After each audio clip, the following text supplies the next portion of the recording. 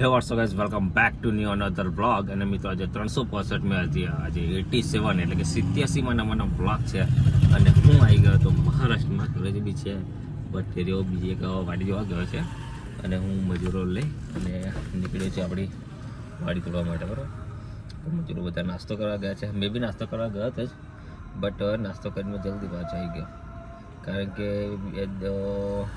કાલે આઠમ આપણી, તો આઠમ મેં નકોડી કરી હતી, તો હમણાં અપવાસ મેં તોડ્યો હતો. અને એમાં કાલે ઉજાગરો હતો, કાલની રાતનો, આખી રાતનો. કેમ કે કાલે આપણા ફરિયામાં પાઠ હતો,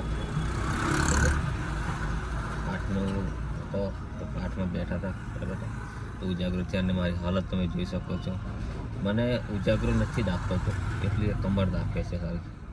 ઉજાગરાને તો થોડુંક વેઠી લઈએ, પણ કમર એટલી બધી ખતરનાક દુખે છે ને, તેની કોઈ હદ પાર વગરનું દુખે છે આજે. ખબર નહીં એનું કારણ એ કે જે પાઠમાં બેઠા હતા ને તે મહારાજની સામે બેસી ગયા હતા.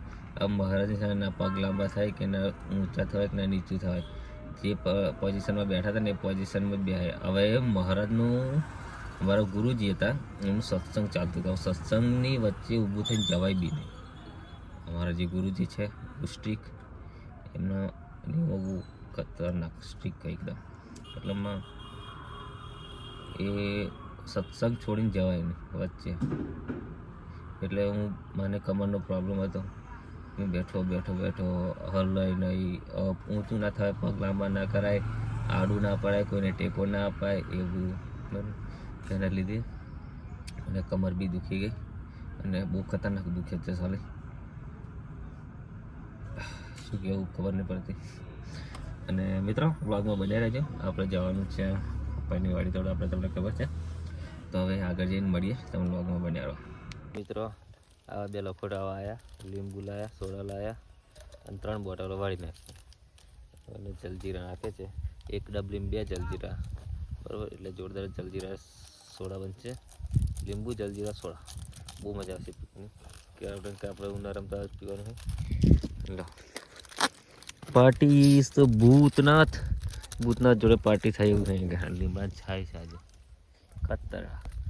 તો હું તો એવો ભૂત જેવો જ છું, બરાબર. મસ્ત છાયડો હે. ગાડી લઈને તો નીકળ્યા અને જો શું થયું, ગાડી આપણી ફસાઈ ગઈ. બધા મજૂરો પાછા બોલાયા ગતારેલા, પાછા બધા ઢાફા ફેફા નાખી પાછું ફરી. એ ગુંડા ભાવ ધક્કા લગાવો.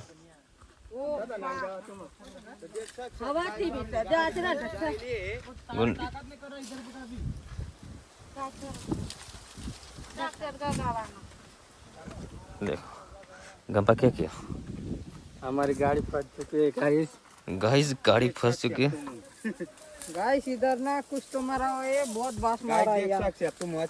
नाक के बाल जल गए सारे नाक के बाल जल गए, इतना स्मेल मार रहा है. टिंगरी पुआ गया गाइस। देखो એટલે બધા પથ્થર લાવે છે રે, પથ્થર નાખી ઘણી બધી મહેનત કરી અમે બધા ભેગા થાય. બહુ ખતરનાક ખાડો થઈ ગયો હતો, ટાયર હાલત જોઈ શકો છો. એ બેઠ જા, ચલો ફટાફટ બેઠ જા, ગંપા બેઠ જા. निकल गई गाड़ी हमारे। અલે નેહી જાને ટોપા. ચલો મિત્રો, મળીએ આપણે. નાગિન ડાન્સ કર, ગુંડા ભાવ ના દે. आज गाड़ी कुंडा बहुत चलाएगी।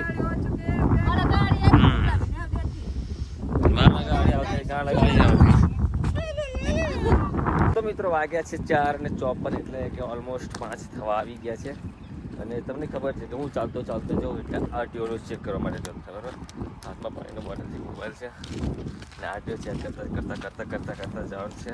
તાપ બહુ લાગે છે, બરાબર.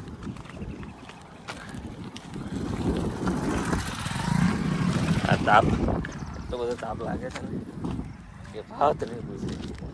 ઓછો જ આપે રસ્તો, જો ઉબડ ખાબડ રસ્તો છે, ખતરનાક રસ્તો છે. ઉબડ ખબર આ રસ્તામાં પિકઅપ આવતી હોય તો ખબર પડે. તો જઈએ મિત્રો, હાલત ખરાબ છે. રજનીગંધા નવરત્ન વાતમાં નાખ્યું છે. ચાલો આગળ મળીએ આપણે. તો મિત્રો ફાઇનલી અમે પહોંચી ગયા છે વેલદા ટાંકી. તમે જોઈ શકો છો પેલી મામાની ગાડી ઊભી છે. અમારા કોલેજો કહે છે પાણીની બોટલ લેવા માટે, કારણ કે પાણી પીવું જરૂરી છે. ઉનાળામાં તાપ બહુ છે, કાળિયા થઈ ગયા છે. બરાબર.